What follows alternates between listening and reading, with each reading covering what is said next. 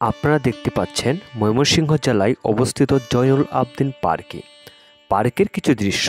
এটি হচ্ছে পুরাতন নদ ব্রহ্মপুত্র নদ, আর এই ব্রহ্মপুত্রের নদের পাশেই গড়ে উঠেছে বাংলাদেশের বিখ্যাত একটি পার্ক জয়নুল আবদিন পার্ক। এটি মূলত নদীর পাড়ে অবস্থিত, আর এটির ভিতরে খুব মনোমুগ্ধকর দেখার মতো নির্জন জায়গা এবং বসে বসে আড্ডা দেওয়ার মতো খুব ভালো প্লেস রয়ে গেছে। এই পার্কটি নদীর কিনারায় অবস্থিত বলে এটির খুবই জনপ্রিয়তা রয়েছে।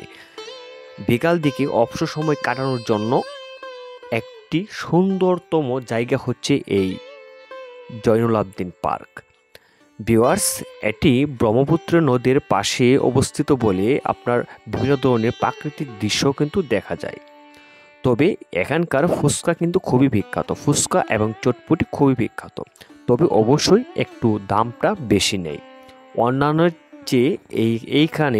এইখানে আপনার ফুচকা এবং চটপটির দামটা একটু বেশি।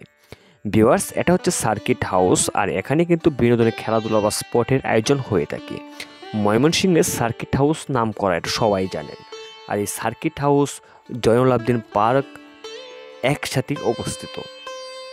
তো ভিউয়ার্স, আজকে আমি এখানে এসেছি, তাই একটু ভিডিও শর্ট করলাম।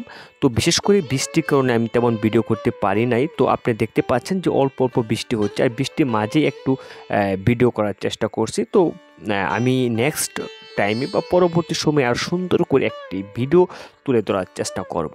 তো ভিউয়ার্স, আপনারা যদি এই পার্কে আসতে চান তাহলে অবশ্যই ময়মনসিংহে এসে যে করে বললেই হবে জয়নুল আবদিন পার্কের কথা, তাহলে সবাই দেখিয়ে দিবে। ধন্যবাদ ভিউয়ার্স।